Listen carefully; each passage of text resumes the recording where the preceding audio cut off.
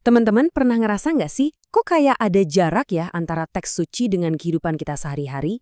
Seolah-olah wahyu itu ada di satu sisi dan realitas kita di sisi yang lain. Nah, bahasan kita kali ini adalah soal gimana caranya menjembatani jarak itu. Atau dengan kata lain, gimana sih caranya membumikan wahyu? Nah, ini dia nih tantangannya. Kadang-kadang, kajian kitab suci itu rasanya teoretis banget, tinggi gitu di langit. Sampai-sampai pesannya jadi agak sulit buat nyentuh bumi, tempat kita hidup. Teksnya terasa agung, tapi di saat yang sama terasa jauh. Hal ini ngebawa kita ke sebuah pertanyaan yang super mendasar. Gimana sih caranya biar Al-Quran dan hadis itu nggak cuma jadi bacaan, tapi benar-benar jadi nafas, jadi tindakan, dan jadi denyut nadi dalam keseharian kita? Gimana caranya ajaran itu bisa benar-benar hidup? Oke, kita coba bedah jawabannya ya. Ternyata ada loh sebuah cabang keilmuan yang dirancang khusus buat menjembatani kesenjangan ini. Namanya adalah ilmu Living Quran Hadis. Jadi, apa sih ini sebenarnya? Gampangnya gini, studi ini tuh nggak lagi cuma fokus sama teks yang diam di dalam kitab. Justru sebaliknya, dia melihat gimana teks itu direspons, dihayati, dan diekspresikan oleh masyarakat. Fokusnya itu adalah gimana wahyu bergerak, berinteraksi, dan jadi sebuah fenomena sosial yang hidup. Tabel ini ngejelasin bedanya dengan gamblang banget. Di satu sisi, kajian tradisional itu nanya apa kata teks, fokusnya ya analisis isi kitab.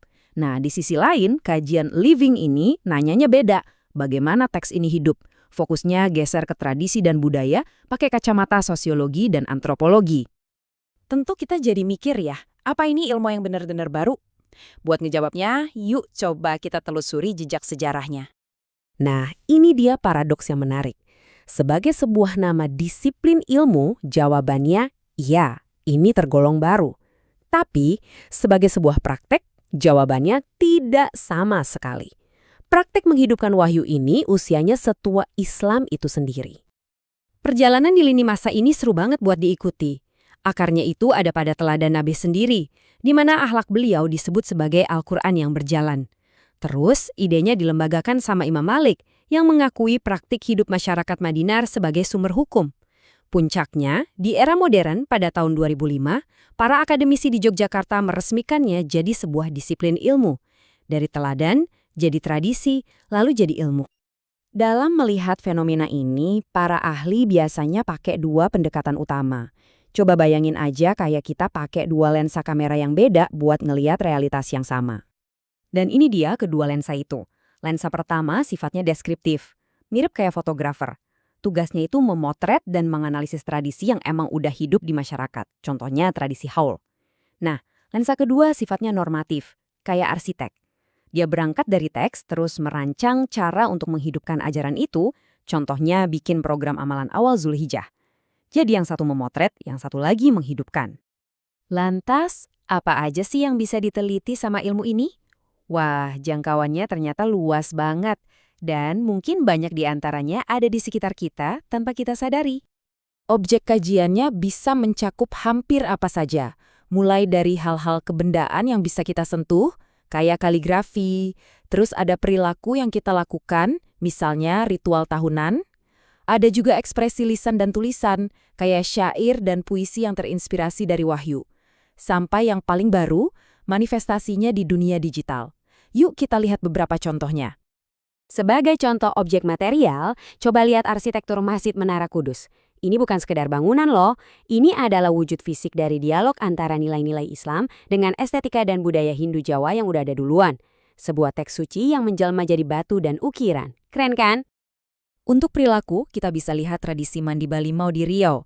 Ini adalah sebuah ritual komunal yang dilakukan masyarakat untuk menyucikan diri menyambut bulan Ramadan.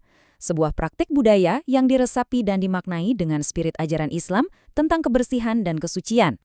Dan di era kita sekarang, contoh paling dekat mungkin ada di HP Anda saat ini, aplikasi Al-Quran. Ini adalah wujud Living Quran digital. Cara kita mengakses, membaca, bahkan menghafal wahyu itu udah berubah total.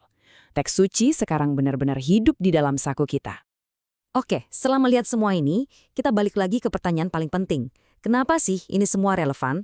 Apa sebetulnya manfaat dari cara pandang seperti ini? Manfaatnya ternyata gede banget. Cara pandang ini bikin kita melihat agama itu bukan sebagai sesuatu yang kaku, tapi dinamis dan hidup. Ini ngebuka mata kita akan indahnya dialog antara Islam dengan budaya lokal. Ini juga merayakan keragaman ekspresi iman di seluruh dunia, dan pada akhirnya ngasih kita alat buat memahami tradisi kita sendiri dengan lebih bijak. Jadi pada intinya, ilmu ini ada untuk menjelajahi dan merayakan hubungan yang harmonis. Ia nggak membenturkan teks dengan budaya, tapi justru mencari titik temu dan dialog yang indah di antara keduanya. Nah, setelah melihat semua ini, pertanyaan buat kita renungkan bareng-bareng adalah, coba deh lihat di sekitar Anda. Tradisi, kebiasaan, atau bahkan benda apa di lingkungan Anda yang ternyata merupakan wujud dari Al-Quran dan hadis yang hidup. Jawabannya mungkin akan mengejutkan Anda.